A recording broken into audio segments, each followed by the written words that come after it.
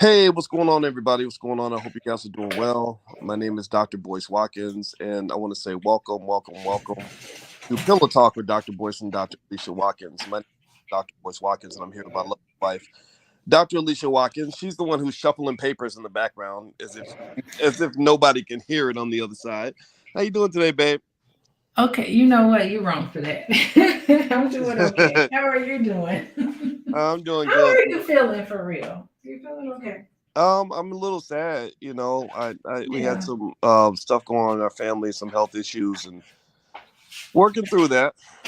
Okay. Working through that. All right. Okay. Yeah. Hey, Just Shirley checking Smith. in. Well, Shirley Smith is here. Shirley Smith is first, and I also see my name is Corey. B1 to you too, brother. Shout out the city that you guys are from. Let us know what city you're from, and also give us a yes. Let us know if you can hear us. Give us a yes if you can hear us. Okay. I'm actually out of town, and excuse me, and my wife and I decided to connect through this app that we have, and hopefully it's coming through okay. Thank you, Rachel Hall and Oakland Sister Native, and MBest12 says listening to you from Japan. Look at that! How cool is that? Let's see, Rudy Dolomite. That's a great name. Is out of Milwaukee. I don't know if that's his real name. Rudy, is your real name Dolomite, or you just being funny? Either way, that's a great name. No one has a real name, last name of Dolomite. That's I true. don't That is think so so. true. I'm so ignorant for even thinking that that's a No, possibility. I did. Well, let's not say you're ignorant. I wouldn't say that much. I wouldn't go or that far. or maybe his name is like Dolomiti or something. Maybe I was messing up his name. Yeah, it's Italian or something. Anyway, Alton Perkins II from Chandler, Arizona. Veronica Burrows, I see you. Kurt Chriselle, Chriselle's out of L.A. I see New Mexico. Gerald Rogers, good to see you. Mitzi, how you doing? Okay, so as we get ready for the All Black National Convention, which happens next week, we're super excited. We're going to be in Charlotte. If you don't know about the convention, you can go take a look. It's the biggest gathering in the world of B1 people from around the planet. We have 50 experts from all walks of life that are coming together to solve problems, every area from stock market investing to relationships.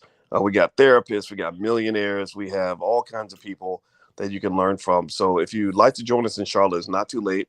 Just go to allblacknationalconvention.com. Okay, so babe, you brought a topic to me today about a guy that everybody knows. Give me a yes in the chat if you know who this guy is. I'm gonna put his picture on the screen. Mr. Floyd Mayweather Jr. Now, Floyd made some interesting remarks about marriage. Did you want to kind of brief us on some of what Floyd said and what you were thinking? Yeah, well, someone brought it to my attention that the very day that I put a post up on Instagram about marriage, a particular topic about if you want to be married, here's what you need to do. You know how my Instagram is. That's my job is to promote healthy relationships. And if anybody wants to get married, it's up to you. If you want to get married, I can help show you the way, right? So the same day I put up my post, I noticed someone sent this to me that Floyd Mayweather the same day put this post up about marriage. And I thought it was really interesting. It's almost like it's out of his control. He has no control that, relationships are just the way they are. And he thinks that he's not married because he just doesn't believe that he can trust anybody but himself. So I thought that Mm. was interesting and I brought it to your attention. Okay, well, I'll read the quote to everybody. Yeah. And you can see it on the screen. He says, "Everybody always asks me, when am I getting married or why am I not married? I'm not married for the same reason the divorce rate is so high. The only person I will truly trust is myself. Therefore, it eliminates disappointment." What are you hearing there when you see a statement like that, Alicia? I see so much sadness. It's really interesting because it seems now I don't know much about Floyd Mayweather Jr., but I do know that he's like this real flashy boxer. Okay, and he Mm-hmm. has everything that you can even ask for. He has like all this money, and I believe the last time I saw like pictures of him, he was like super materialistic. He had this Gucci down, Gucci from head to toe, spending like a ridiculous amount of money. And it's just amazing how much money boxers make. It just blows my mind. And he has like fame, he has all this money, but he just comes across to me in that post as somebody who is extremely lonely and probably seems to be really sad when I read that post. That's what I see. Mm. Yeah. Well, you know, he calls himself Or Money I could May. be wrong. Well, he calls himself Money Mayweather, and everything about his brand is very flashy. And you'll see him on Instagram posing with Rolex watches and money stacked to the ceiling, stuff like that. And I think that makes me kind of wonder if you're being flashy with your money like that, and you're in a kind of a shady sport like boxing.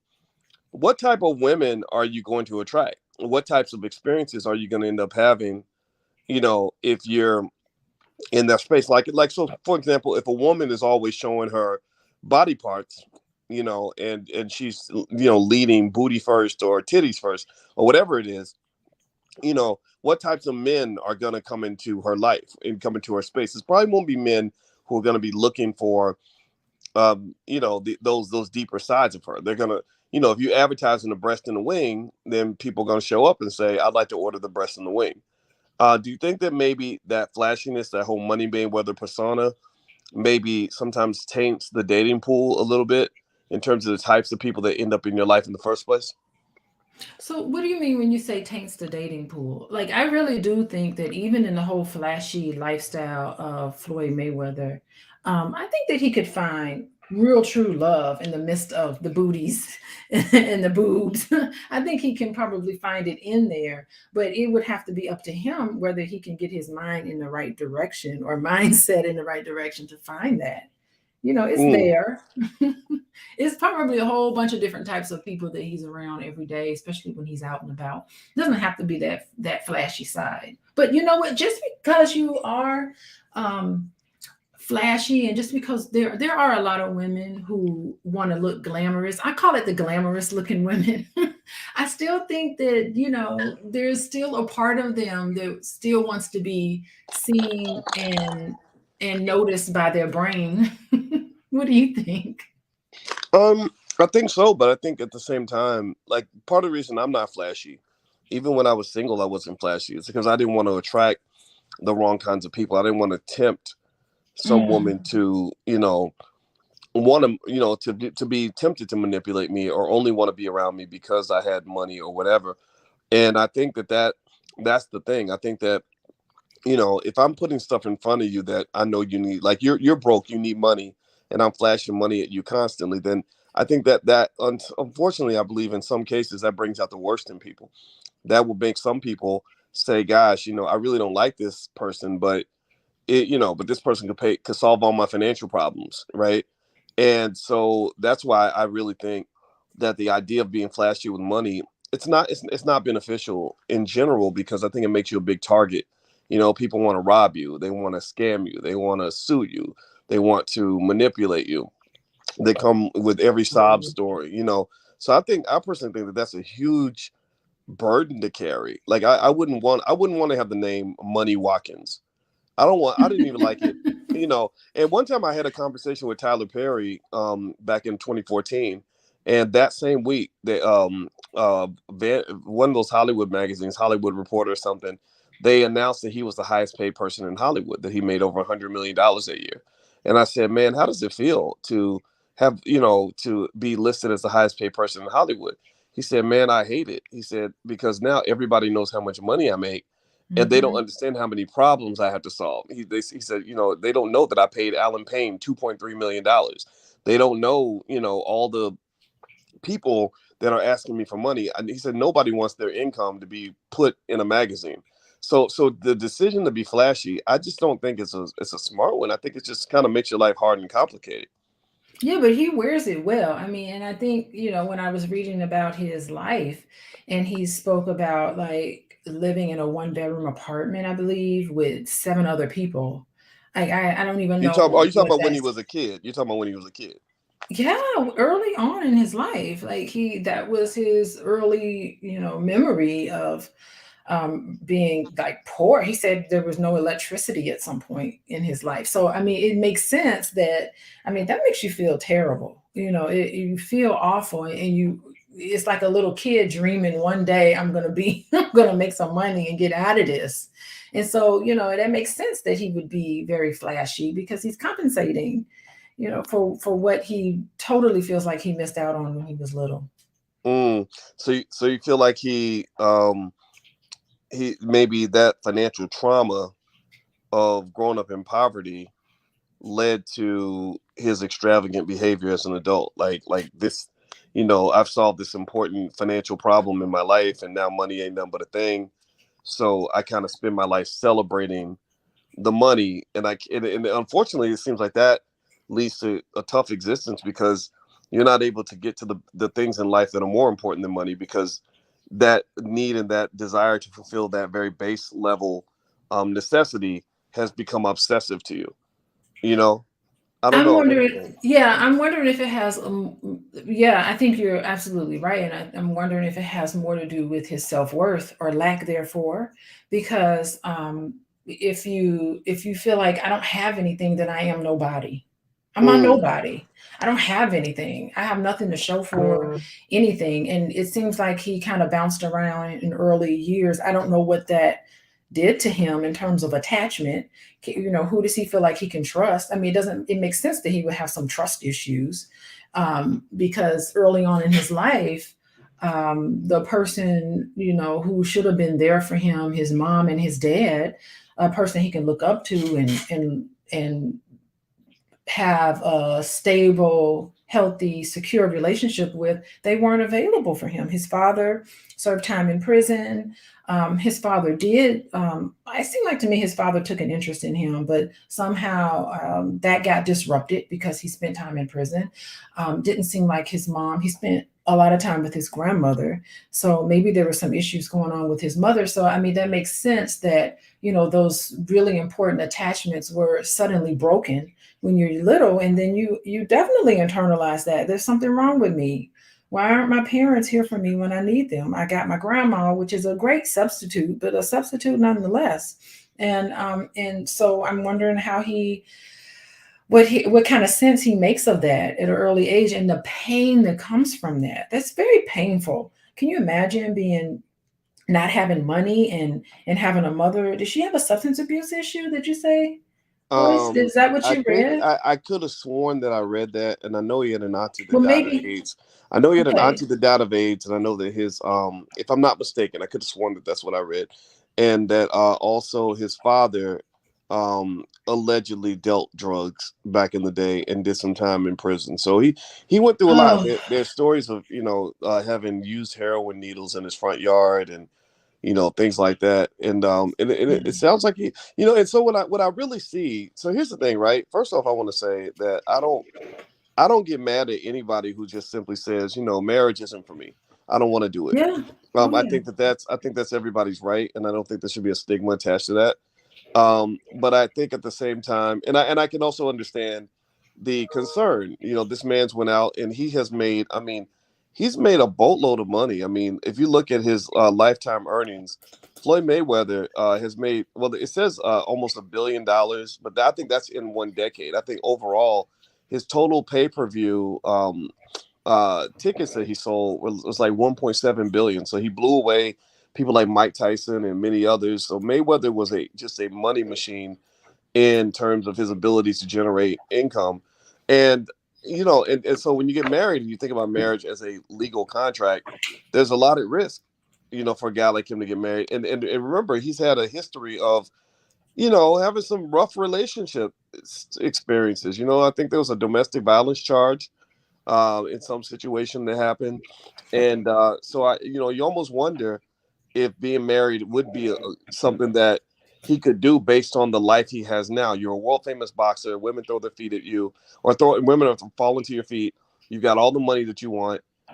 You grew up kind of in a space where it was hard to trust other people. You never saw a healthy Mhm. marriage growing up, at least not that I know of. Um, it almost is like it would be expected. Almost. I mean, what do you think? Yeah, I mean, it makes sense that he would say, I don't want to trust anybody. Why am I going to put myself out there and try to get hurt like that? I mean, so that tells you he is still carrying that pain from early on. And but I think that, like, I also wonder if, in some sense, does he feel like he trusts himself to pick the right person? Sometimes you just kind of question because he had a couple of failed relationships, and I don't know what all he went through in terms of his feelings about those failed relationships, and so I start to think maybe he just doesn't trust himself enough to pick the right person. He's like, I can't trust myself. I'm picking these people, and these relationships are falling apart. And I think you said there were some issues with his daughter, and so that tells you about the environment that Yeah. she grew up in. And so he just wants to protect himself. And I think that that's, I mean, I understand it. I have way more compassion and for people who go through things like that. And when he's ready and when the right person comes along that can make him feel more comfortable, maybe it will happen for him. But right now, he has determined that no one can be trusted. The only person that he can trust is himself, and so that's how life is going to be for him. Yeah, by the way, everybody, Mhm. you're listening to Pillow Talk with Dr. Boyce and Dr. Alicia Watkins. My name's Dr. Boyce Watkins, and I'm a finance professor. My wife, Dr. Alicia, is a licensed therapist and a full professor of social work. She's also a certified clinical trauma professional, and so she sees clients on a regular basis. If you're interested in what she does and you want to look into the therapy she does for individuals and families and couples, feel free to go to coachingwithdralicia.com. That URL's on the screen. And I want to remind everybody that this week, the All Black National Convention is happening in Charlotte, North Carolina. That is the premier gathering of people all around the world who believe in Black wealth, Black family, Black intelligence, and everything else. If you'd like to join us in Charlotte, feel free to go to allblacknationalconvention.com. We also have virtual passes as well. So if you want to learn, connect, grow, be a part of speed dating, we have spades tournaments. We also have lots and lots of things that you will learn at the convention. Feel free to go to allblacknationalconvention.com. All right, so let's go back to the issue at hand. So you mentioned Floyd Mayweather's daughter, and here's what I think is food for thought, right? Like I don't think that any of us has the right to judge Floyd Mayweather's position on marriage. I Mhm. understand it Oh, for because sure. yeah, when you have a lot of money, you got assets to protect. When you've been traumatized and hurt and disappointed, you worry about that. And then remember, Floyd has had some tough situations with previous girlfriends, or what, I don't know if they were ex-wives, girlfriends, or whatever the case may be, but he had some issues, right? Some that led to almost possible jail time. So here's what I want to throw out there, though, right? So we need critical thinking is in the chat. He says this is pre-recorded, right? I don't know if I just read your statement. I guess it's not pre-recorded. But anyway, Floyd has a daughter. His beautiful daughter. Her name is I believe Yaya Mayweather, if I'm not mistaken. And little Miss Mayweather has had some interesting experiences with a guy she either used to date, or is currently dating. I don't know, a rapper by the name of NBA YoungBoy. Now, I don't know if y'all know. Give me a yes in the chat if you know about either Yaya or NBA YoungBoy. Well, NBA YoungBoy, we happen to have talked. I was explaining to my wife who he was and who she was earlier, and we had actually talked about him not too long ago because he's a young rapper that has 10 kids at the age of 22, and I want to say maybe 9 mothers, 8 or 9 mothers, maybe 10 mothers, 10 kids, which is just. I mean, that's a heck of a responsibility to take on at the age of 22. Maybe he can handle it, maybe he can't. But I do know the situation got out of control because apparently Yaya got upset. It had to do with a girl. He had one of his other girlfriends or kids' mothers around or something, and apparently they got into it. And Yaya ended up getting arrested for stabbing this woman, and she ended up pleading guilty. She got a suspended sentence, etc. Now, here's what I'm throwing out there to consider. I'm not here to tell Floyd that he has to get married. Marriage is hard. It takes a lot of work. There are trade offs and sacrifices for sure. I think that the way you make your choices as a 50-year-old or 45-year-old should be different than the way you make your choices as a 25-year-old. So as you get older, you start to realize that there are some things about the security of marriage that can be beneficial. Like my parents just did 48 years. and my mother and father take very good care of each other, and believe me, they need each other, right? So I say this to say that when we have scenarios where our families are kind of divided and scattered, and again, I think that drugs did a lot to really ruin a lot of black families, incarceration, violence, all these things. Our children pay the price. Our children pay the price. And when I think about Yaya and Yaya's interesting decision to stab another woman over a situation involving a guy, um, I wonder how much of these generational curses and this trauma that her father experienced has trickled down to the child. You know, like children from regular normal families don't get arrested for stabbing another girl over her boyfriend. Typically, this might occur if you have been traumatized, or maybe you didn't get the guidance that you needed, etc. So she had all the money in the world, but clearly I get a sense that maybe there was something missing, and that maybe the child sometimes can pay a price for what we do as adults. Like, we don't like, okay, I don't want to be with your mama. Your mama ain't nothing. You look at 50 Cent. Remember, we were talking about 50 Cent and his son. 50 Cent has all the money in the world. 50 Cent was buddies with Floyd Mayweather. They had many experiences with many, many, many women. And you look at Yaya and 50 Cent's son, both of these kids are, like a prince and a princess, so to speak. Both of their daddies are these big, wealthy kings, but neither one of these kids seems to be doing well. And that seems to be what can happen. And I would like for you to take over on this part of the conversation, babe. But that seems to be what can happen when we think so much about the money that we forget about, the values and what we're passing on to our kids that has nothing to do with the money. What do you think? Yeah, I mean, it just puts me in the mindset of you can't give to anybody what you don't have. You can't give security and love and comfort and a holding space of which your children can grow and thrive. You can't give them that if you've never received it.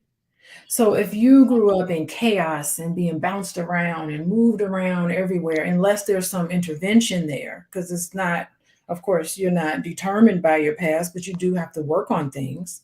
So if you don't have that within you, how are you going to give it to a child? It's just, it isn't going to happen, and it will keep happening, and her children will experience those same things, and then their children will experience those same things. I mean, that's how all of that trauma gets passed down from generation to the next generation until somebody wakes up one day and says enough is enough. If Floyd Mayweather were to wake up one day and say, you know what, I think I've had enough of this. I really want to be able to settle down. I know that love is possible, and it's going to have to be something in him. He's going to have to decide it's time for me to grow. And if anybody can take on a challenge, he should be able to do it, because I don't know how difficult it is to train and to box and to do all the things that he has accomplished in his life. If he's been able to accomplish that, he can also accomplish fixing his life in a way where he can have the love that he wants. He can be able to give that love to his children and grandchildren, and he can break the cycle. I'm having hope for him. Mm-hmm. Well, Mhm. I have hope for them too. And here's some pictures of Floyd Mayweather and his daughter. She's a beautiful young lady, and I can only imagine that there are a lot of privileges that come with being the daughter of Floyd Mayweather. I mean, they make an ungodly amount of money, so that's pretty cool. But I think the big thing that I'm thinking about is, and I'm an expert on money, and one of the biggest things I've learned about money is that the most valuable things in your life are things that money cannot buy. They're And free, absolutely free. yeah, Yeah. and I think that people who obsess over money and don't understand it and what the purpose is, they get so caught up in money. They think, okay, if I got money, all my questions are just, all my problems are gone. Like, any problem I had before, it's going to disappear if I get rich enough to make it go away. And that just ain't the way it works. I used to Mhm, think that when I mhm. didn't have no money. I was like, oh, if I just make a certain amount of money, I'm gonna live in heaven every day. And it ain't like that. You don't go to heaven. You still live on earth. You still have problems. And sometimes the money can get in the way of your ability to really see things, clearly. And so I kind of I don't know. I kind of feel bad for some of these poor celebrity kids who got these rich, busy daddies, and Yeah, you know what? As you're talking, we have to do an intervention with these celebrity families. wait, say it They're again. not. We need to do an intervention with these celebrity families. It's awful watching this because it's also public. It's a literal cry for help here. You know what's happening with these celebrity families, um, and they're so successful in their careers, and they're at the top of their game in their areas of expertise, so to speak. But how empty do you feel when your own family can't even look up to you? You're not even there for the people Yeah, who mean something to you. It's really kind of crazy getting caught up into this. And it makes me wonder, like, and it's funny because I have a daughter who wants to be famous. She doesn't want to be famous. She just wants to be. She likes to be. She wants to be an actress. She wants to be a singer and a dancer, and she wants to. She loves the spotlight. And part of me is just wondering, okay, why do you love the spotlight? Like, am I not giving her enough attention at home? Like, is she reaching for the spotlight to fill up some need inside of her that I'm not providing, or her environment isn't providing? So I always have to like stay in tune with her, just to make sure that it's not a cry for help. Wanting to be famous. You always kind of wonder about it, because I kind of feel like Hollywood is just like a. I don't want to say that everybody who's a famous actress or whatever, but they all have like very interesting past. A lot of things that they had to overcome. So it just puts me in this mind of where I just wonder. Um, I'm concerned about whether some of these individuals are just getting lost in the fame. It's eating them mm, up. I don't know. Well, by the way, everybody, you're watching Pillow Talk with Dr. Boyce and Dr. Alicia Watkins. My name is Dr. Boyce Watkins, and this is my wife, Dr. Alicia Watkins. And we like to talk about topics, particularly those that relate to love and money. My PhD is in finance, hers is in relationships, or actually in social work, but she's an expert in relationships and therapy and things like that. We have a free book. I have a book that I wrote you can have for free. It's called Financial Lovemaking, and you can get a free copy by going to boyceandalicia.com. And Dr. Alicia put together a Black Love Challenge that you can do for free if you go to boyceandalicia.com. So feel free to do that. Take 1 second also, if you could, please hit the thumbs up button, thumbs up, thumbs up, thumbs up, share, subscribe. So let's find our closing thoughts here. So here's one thing I've seen consistently is some valid points are made about this sort of gold digging culture that does exist in within boxing and or within entertainment. And so a lot of I've seen a lot of men who have big money sort of have this concern that when they get out there and they're famous and they're making a lot of money, you attract people that just want to be around you for the money, or just want to be around you because you're famous. And I've seen that. I know a few celebrities, and it gets kind of ridiculous. And I'll never forget sitting next to Al Sharpton years ago for hours and hours. Believe it or not, Al Sharpton is. I disagree with him politically, but he's one of the smartest people I've ever met. He remembers everybody's name. He remembers all these facts and information. He has the best stories I've ever heard in my life, like because he knows everybody, right? So he'll be like, I was in a bar and Michael Jordan comes in, but then Chris Brown was sitting across at the other table. And then after that, I saw Denzel got up and said blah blah blah blah blah. Like he tells stories like that, and it's really entertaining, right? And when we were talking, I remember one time he was telling me about what it's like to be a famous celebrity man. And one thing that he said, he was talking about women, and it was almost like he was giving me fatherly advice or something. He said women get around power, and he said it's like a drug. He said for some women they just get high when they feel like you're just this rich, powerful man. And I remember just thinking, wow, I didn't know that, because I was not rich or famous or any of those things. So I just kind of was listening, but but I can imagine that it just affects, what's attracted to you, who's around you, and all that, right? But and then someone else in the chat mentioned that women have changed over time, and marriages is tougher because of that. But also remember, men have changed too. You know, I think that we as men, if we're going to talk about what women are doing differently and why women do this and why women do that, my question to the men would be, what are we doing as men that maybe we don't, that we need to do better at, right? Are we showing up the way we're supposed to show up? Are we being the kinds of men we need to be, or are we just complaining about the women? And that was my whole beef with the manosphere. Was like, I was like, okay, y'all can't sit around here and just complain about women because y'all sound kind of bitchy right now. Like, if you're going to complain about women, that's fine. I get that. I understand it's very frustrating. But if you can't challenge yourself as a man to talk about what we as men have done, and when you talk about the worst of us in terms of whether it's disrespecting our women or not being there for our women or not following through the way we're supposed to, you're just participating in the gender war, and I don't think that's healthy for anybody, right? So what are your thoughts on that? Yeah, I mean, I think for anybody who wants to be in a relationship, I think that you can't help but to pick the right person. Like, you always wonder, is this the right person for me? Yes, it is.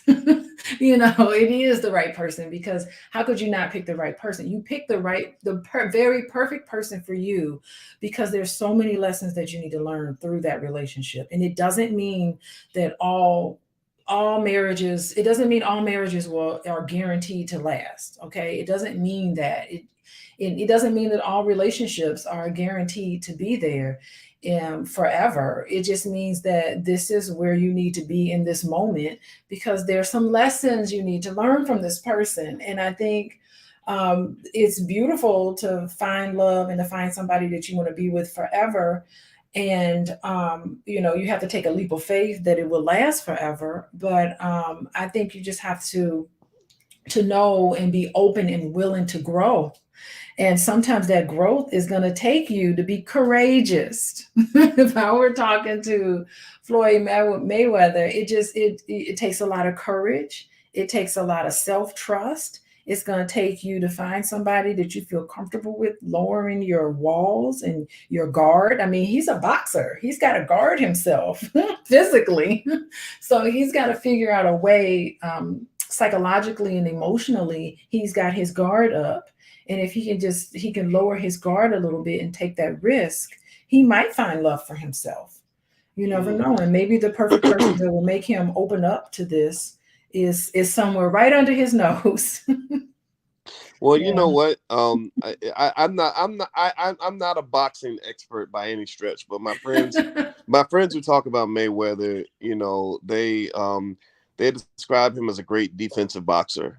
That Okay. his fights are not flashy.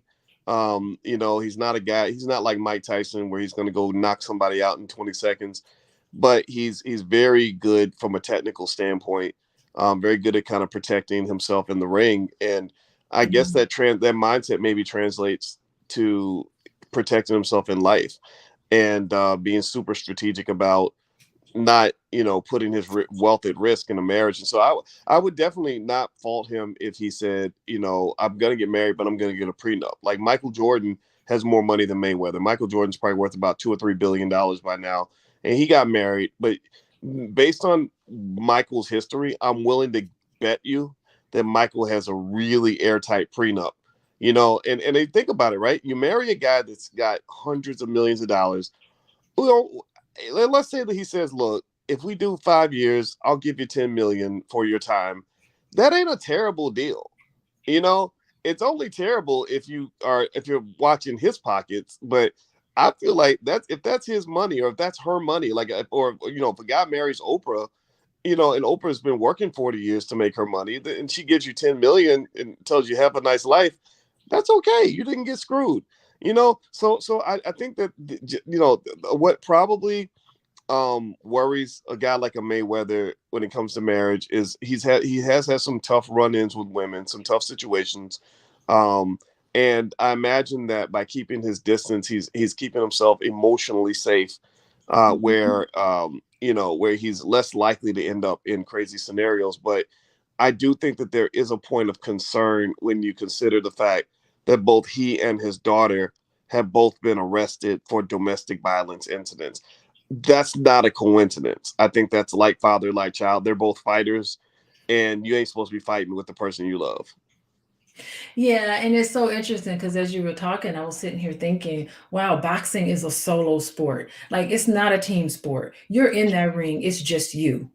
Mm, And nobody else is gonna come help you. You don't have a teammate that's gonna that's gonna help and help you get through it. It's just you alone in that ring and you're fighting and I think that that is also parallel to his own personal life. He's probably living right now in some big fancy mansion all by himself, alone. He is fighting mm. this. He is living this road. He's living in this world alone, in this ring alone. He's in that house all by himself and just me looking at that, it's a sad existence, but maybe he's having the time of his life, I don't know, but I think at times maybe it can get old. Yeah, yeah, Mhm. that's something that men have to think about. I still remember, I still remember, like even when Kevin Samuels was around, and guys were like, "Oh, I wouldn't get married. I don't want to take on that responsibility. I don't want to marry no single mom and all that." I was like, "Well, if you get old and you're up telling women that they might die alone."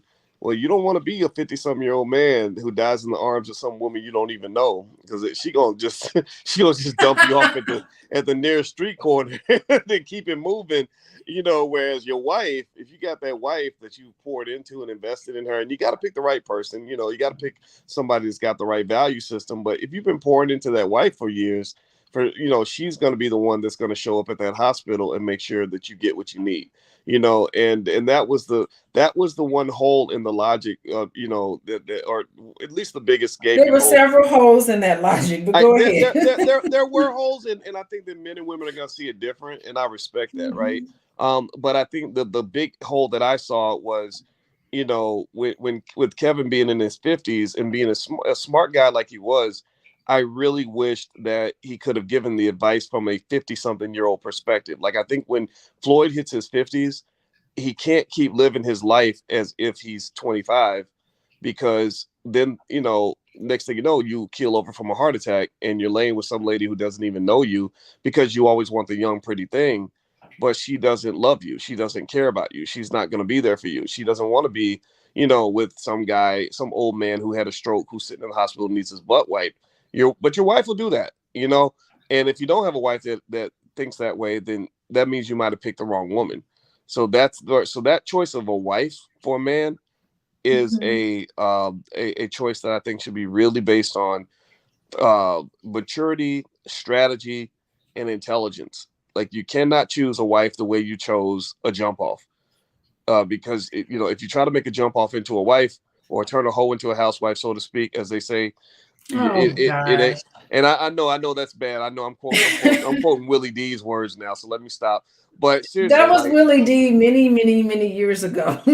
all right, Does he let me still stop there. believe That was that kind of mean. now? That was kind of mean. But seriously though, like when I picked you as my wife, um, you possess certain values that I looked at your family, I looked at your father, I looked at your mother, I looked at your culture, and because it's like it's so much deeper than just like who's the prettiest girl. It's like you gotta like really build a life with this person, and a wife has to have a lot of skill sets that aren't really cultivated as much as they used to be, you know. And I wish more young people would be taught this, and I don't think they get taught this because many of them don't even grow up in the household with someone who was ever selected as someone's wife, or someone who ever chose to be a husband. So if I grew up, or in a space where I never saw a man doing the work necessary to be a husband, I don't know if I'd want to be a husband. I'd be like, why would you want to do that? you know it's like when we ran our first marathon. I no one in my family ever runs marathons. So when I ran that marathon, I was like, why would anybody want to run 26 miles? That's torture. But if I'd grown up But in a you family, did it. I But did you it did because, it. well, I did it. I And did it. I did mhm, it because I was trying to change the culture. I was trying to change um, right. who I was, Mhm. from where how I was raised. I was raised in an environment where nobody in their right mind would try to run 26 miles. But if I had been raised in a family where everybody did it, I would probably think that that's normal. You pay the price so you can get the reward at the end, right? So marriage is a marathon. And I can understand when people say, why would I want to do that? Well, it's probably because you've never Mhm. seen it. And because you've never seen it, you've never seen the benefits of it. You only see the work. I have a okay. I'm gonna change my tune a little bit. I think that Floyd Mayweather, on some level, put that post up because I think he's convincing himself of something. I think he knows. He knows that if he is willing to do the work on himself, and if he is willing to trust himself, because he said all I can truly trust is himself. So if he can trust, I think deep down inside he knows that he can trust himself at some point where he doesn't have that level of disappointment, where he can find someone to marry. I think that maybe he put that post up there because he was trying to convince himself of something that he knows deep down inside that he wants. Well, maybe you're I think right. it's a cry for help. I think he really wants it. And if there is any way to eliminate, what did he say? Therefore, it eliminates disappointment. And what else? Was there something else under that? No, I think you just said disappointment, but yeah, Yeah, disappointment. okay. I have nothing against people who are married. So he understands that some people do have this. He has to understand, he has to be able to see that, wow, there are some people that are actually married to each other and really love each other, right? He said, I understand that this is for someone, but it's just not for me. So it's like he's flawed. I'm wondering if he's looking at himself and he's thinking, okay, there's something wrong with me. I am going to be headed to disappointment, but other people who are married aren't. So he's comparing his life to the life of somebody else who was married. What else did it say there? Um, I'm totally not getting. I'm getting a completely different interpretation for what you're getting are at. you really? But it said something else. I'm not. I can't read it because Well, maybe well, I go on my here's what it phone. said. I'm gonna read it to you, and then I'm Oh gonna tell yeah, you. yeah. Read it to me. And He I'm gonna said, tell you "These are what my I'm hearing. personal beliefs. What are your thoughts on marriage?" Okay, so he's saying, "I personally believe that I can only trust myself. I can't trust anybody outside of myself. But there are people who are able to trust." And I think he sees that around him. I think he's tuned in to anybody. If he really is connected to just if he's connected, I think he's connected to people who are genuinely in love with each other, who have a great marriage, and that is possible to have a great marriage. And many famous people do have great marriages, by the way. So I think he sees that and he's reflecting on it, and he's saying, you know what? I don't know if it's the right thing for me. And I don't know who told him the divorce rate is high because the divorce rate is not high. That's a myth. I don't But know. anyway, I won't go Let's into ask the that. audience. Let me ask everybody in the audience. It's a Is myth. it So if it's a right? Well, myth, that means no. everybody Well, thinks wait a it's minute. Wait, true. hold on. Wait, well, hold on, babe. You don't tell it. Don't say it's a myth. I want to ask everybody in the chat. Do you think that the Mhm. divorce rate is high or low, or neither? Give me yes or no. What do you think? Or high, low, or like middle? Well, how about that? What do y'all think? High, low, or middle? Do you think divorce rate in America is high? Do you think the divorce rate in America is low, or do you think it's right in the middle? Okay, Forrest says high. Lily says Yeah. high. Shamika Mhm. says high. Princess says middle. Diane Mhm. Bibby high. Um, Willetta divorce rates high. Facebook user says middle. Forrest Riley says 75% divorce rate. Or It's not 75%.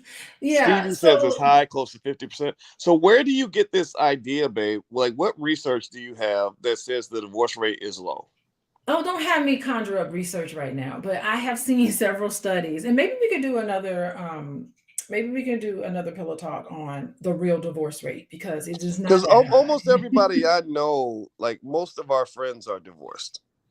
Like most of a lot of the, I don't know a lot of people around Mhm. us that are like happily married. So I'm not saying that you're not right. I'm just Um, saying, are you sure that it's not like wishful thinking that, because you're a big advocate for marriage, maybe you see it in a more no, I'm not optimistic an light? advocate. I'm not. I'm speaking facts. I don't have it the reference in front of me, but people can look it up. The marriage rate is not 50%. People think it's 50%. It's not. There's Hmm. problems with those marriage rates because they take into consideration um, when they say divorce rates. They also take in. You know what they do? They look at they also look at if a spouse has died. They also look at widows. They also look at um, other factors. The divorce rate. Yeah. So they also look at widows. I don't know why someone else would not want to be married, but I have to look at that study. I don't have it in front of me, and it's honestly it's too late for me to even look it up right now. But yeah. So I'll come back with some more information on that. But the divorce rate is not 50%. It's honestly less than that. And I talked about it when I was live on Instagram. I spoke about it because I had the information right in front of me, and we verified it and we checked. And then I went live on Instagram again, and the Jazz who I went live on was like, "Yes, I looked it up, and you're so right. Divorce rates are really low right now. They're very low. Now, mind you, marriage rates are low too." But so people right now are getting married and they're staying married much longer than you would think. So. Okay. So let me Mhm. tell you, I was doing some Google searching while you were speaking about that. And Mhm. what I found here, the first thing that came up on memphisdivorce.com is they said in 2022, expect the divorce rate to be at least 44.2%. This is based on a marriage rate of 6.1 per thousand people and a divorce rate of Mhm. 2.7 people per thousand. They list the leading causes of divorce as conflict, arguing, Mhm. Yeah. irretrievable breakdown of the relationship, lack of commitment, infidelity, and lack of physical intimacy. Uh, Yeah, I would add money issues in there too, but maybe that's a byproduct of all those other things. Yeah, so those are there's hard reasons why people get married, there's soft reasons. I mean, why people get divorced, there's soft reasons, which is like we're just not getting along, but hard reasons is, affairs and infidelity and stuff like that. So there's a bunch of different reasons. I have another book called it's called Should We Stay Together? And it's a whole book on divorce, but it's actually a book on marriage. And in there, they have the real divorce rate in there too. So I have to retrieve the book and get back to everybody. It's just too late for me to think about it mm, right now. But I think the merit divorce rates is almost I've seen numbers at 30%, 25, 30% divorce rate. So that's 75% of marriages that make it, 70% of marriages that last. mhm. Um, Mhm. what Carolyn Moore says is simple. He's a hoe.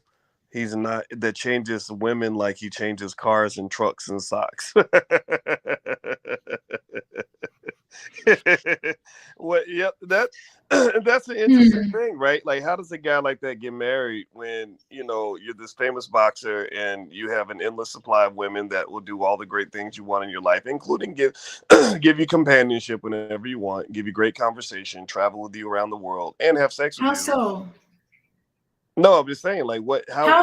How can they give you compare? So if he is, here's the thing. This is the loneliness of it. If you just have women coming in and out of your life, how are you ever known by somebody? How is somebody ever going to see you and know you? Well, what if he You, has a you're woman? you're invisible. You're invisible to this person. Well, I'm gonna say this though, babe. It seems like there's a lot of scenarios though where there are guys who have relationships with maybe like a certain group collective of women that they see on a regular basis for a very long period of time who really get to know them, but the man just says, "I don't ever want to marry you," and the woman says, "Okay," and then Where's they the just continue. intimacy? Is there a substitute for marriage? Is there the type of intimacy you have in a marriage? It compares to no other. Right? Okay. You can't get that type of intimacy in any other type of relationship. Maybe parent child, but then even at that, no, there's boundaries there, right? So it's different. A marriage is something different, and only people who are married understand this. If you've never been married, it's hard for you to understand. But there's a deep level of intimacy that compares to none.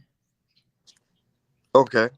Like I know you boys, I know you. You do, you do, right? And that there is a lot of convenience there and a lot of benefit there, right? Um, and the thing is, marriage is something I always wanted to do under the right circumstances because I take pride in being the head of a household. I take pride in being someone's husband. I take pride in knowing that I'm part of the institution called a family, right? I'm not, the old man in the club trying to still keep it, be young and hip, like I get to behave like a grown up, and be a dad. I like that. I like those things, right? And I think though it's like sometimes we forget to talk about that trade off though, where there are states of the world where that are a little more fun, where you can do what you want. Nobody tells you how to live your life. Nobody tells you what to do. And I think that I've seen a lot of men who also feel resistance to that. Women too, who kind of feel Mm-hmm. like, why should any adult be allowed to tell me how to live my life and what I can do with my body and what I can do with my time? Like women, use that term all the time. So it's kind of like in this world, the reality I think is if a man has a certain amount of money, there are relationships he can structure in a way that allows him to have whatever autonomy he wishes to have. And it's kind of tough though, because then what happens though is that if something goes wrong, like when somebody gets sick and goes to the hospital or whatever, you find out real quick that you ain't married and the hospital does not treat you like you're his wife or treat you like you're her husband. They don't Well, care how long marriage you've is been more together. than just a legal. It's more than just you're talking about the legal aspect of Well, I'm talking marriage. about the legal Mm-hmm. aspect, but the legal is important, I think, because we forget about that. Mm-hmm. Like I'll give you one example. Martin Luther King. There's a lady who came on the podcast who was 90 something years old, and she said that she was Martin Luther King's girlfriend, basically a side chick for many years, and she loved him dearly, and she knew him better than Coretta did. And when he got shot, she was right there, and she wanted to crawl into the ambulance with him, but because she was not his wife, she got none of the respect of a spouse. And literally until her dying day, all the way up into her 90s, she was going around telling anybody that would listen her story about how she was madly in love with Martin Luther King. But nobody knows this lady. Everybody knows Coretta. So there is something Mm-hmm. that does kind of occur when someone is coronated as your spouse. It's a different level Yeah, of they had connectivity. children together and they built a Right. bunch of stuff together, and so Yeah. yeah, it just becomes I don't know. I mean, I don't know this lady. I don't know how truthful some of that is, but I mean, you never know what really happened. But the thing is I mean, yeah, I mean, it's going to force you to grow. I mean, getting married requires you to grow, and you can't do childish things. You can't do these. You can't do some of the things. Now, it all depends on the terms of your marriage. I don't know what people decide on when they get married, but there is a trade-off. There's a sacrifice I had to make, and I think it's been worth it. If you're quite honest, boys, you've been worth all the sacrifice. I had to tell all the men to Hmm. go away. Well, I I was with appreciate one it, person. I and had you're to get you're rid of my men. you're well worth it too. I also think that like in general, so that people can just make the best decision that works for them.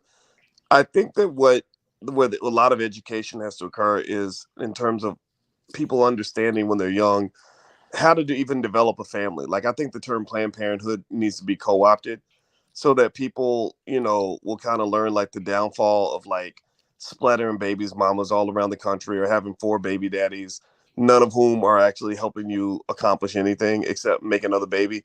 I think that like when I look at our life, for example, there are a lot of things that are easy to do as a team that are very hard to do as an individual. You and I, we have to work together to manage the kids. We have to work together to solve problems. We have to work together to do things financially. We've been able to acquire real estate together and do business together. And I think a lot of people kind of miss that, because they're only thinking about the hard work that comes with marriage because it is work, right? You have to compromise with somebody, but marriage is really, it definitely really is an institution, right? Family is an institution, Hmm. and Black people lost that institution. That's why our wealth pretty much plummeted down to nothing, because you can't build wealth as a bunch of single parents. You can't build wealth if you're not having some sort of intergenerational transfer of resources. Most cultures around the world understand. The Jewish community understands this very well. That's why, our entertainers are so mad at people in the Jewish community, because they own everything, they control everything. Well, why did they do that? Because their families are thinking about wealth from the time their children are born, and that, is something that we have to really confront and be honest about, right? So, I think overall, it's like, I think that all the conversations about family and relationships and all that should be open, but I think that as men, I challenge men to make sure you're able to have a mature conversation about relationships, and not one that's just based on how much sex you can get. Because I do believe, that we don't talk about the fact that you get to your 40s or your 50s, and then things start to matter more than just getting another piece of ass. You Yeah, got. and by the way, for men in particular, married men have way better sex than single men or and cohabitating men. By the way, that's a fact. Okay, well, all So I right. just want to say that. So it's not like you're really giving up anything. You're really gaining that level of intimacy where you really know somebody in that way. Well, I think you can say that, right? And I think That's what it's they it's say. I get it, right? But I really think it's more so. I don't think it's a matter of you or I saying, "Oh yeah, marriage, you're gaining. Your life is better." I think if people don't really internally realize that, they're not going to see Hmm. it, right? So I think it's like me hearing a woman say, "Oh yeah, marriage is so much better than being single." When I was single, I didn't care. I didn't. You couldn't convince me that marriage was better. I had to learn that for myself. I had to find the right situation, the right person, the right time in my life where I was willing to make that trade-off, because I was really happy as a single person. I don't care. You could tell me I wasn't. No, you weren't happy. You just thought you were happy. No, I was really happy because I've been happy my whole life. Period. Right? Okay. Because I dealt with depression as a teenager, and I was very intentional about finding things that made me happy. If it didn't make me happy, I walked away from it. So ultimately, Hmm. the choice for me to get married was really something where things had to kind of fit in the right way. And I think women can learn from that too, because sometimes you'll think a man didn't marry you because there's something wrong with you, when really it may not, there may not be anything wrong with you. There may not even be anything wrong with him. It just might be literally the wrong time, or you might just be the wrong person. Not that Hmm. you're a bad person. You're just not the one. So for example, I picked one woman to marry, but there were other women that I knew through my life that I'm sure would make great wives for somebody, just not me.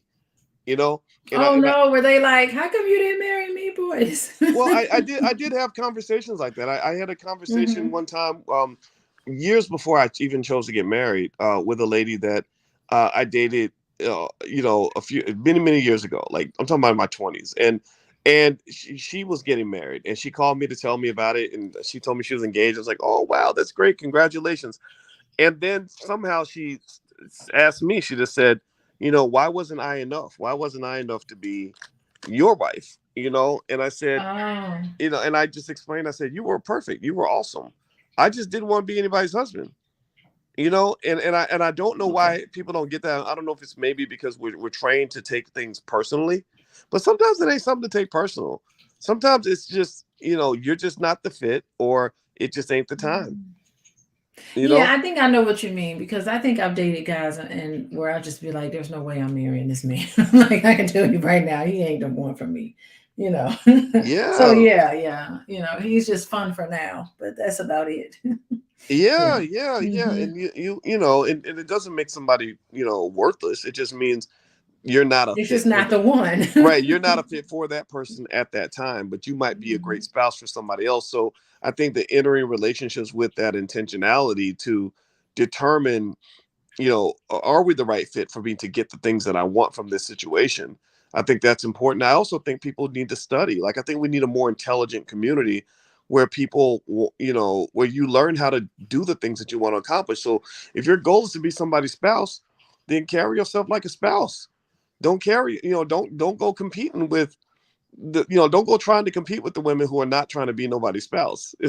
Like there's levels to this, right? Like I just, at least where I come from, a woman who's built to be your wife carries herself in a certain way that that maybe other women might not. And I think that gets kind of lost because we live in this weird age of where people just sort of feel like attention is this currency that is always valuable no matter how you get it. And that's just simply not true, but I gained a lot from like reading books. I read books about women. I would listen to what women said to each other in terms of like what they liked and what they didn't like and what was of interest to them and in a man. And that really helped me a lot in terms of um just doing that basic thing of like, it's just like in sales and business. If you want your customer to buy something from you, you figure out what they need and then you offer it to them. Well, Then but you the don't even thing have to make is, a Lloyd, sale. I mean, I see that. I think there's something admirable about studying women at the same, in terms of dating. But also, I think in terms of dating, you do need to know yourself. You need to study yourself too. And I think you've done a good job studying who you are, and I mean, just living in who you are and doing all the things, doing all the boy stuff. That's how you find the. That's how you find the women for you. Not necessarily studying women, it's studying you. It's know thyself, and then therefore, there you go. You find yourself, you'll find the person for you. Right on, right on. Mm-hmm, All right. mm-hmm. So, you know what? I think that's a good note for us to close out our conversation for tonight. I have really enjoyed talking to all of you, and I've enjoyed talking to you too, babe. And in case you just came in, you were listening to Pillow Talk with Dr. Boyce and Dr. Alicia Watkins. My name is Dr. Boyce Watkins, and this is my wife, Dr. Alicia Watkins.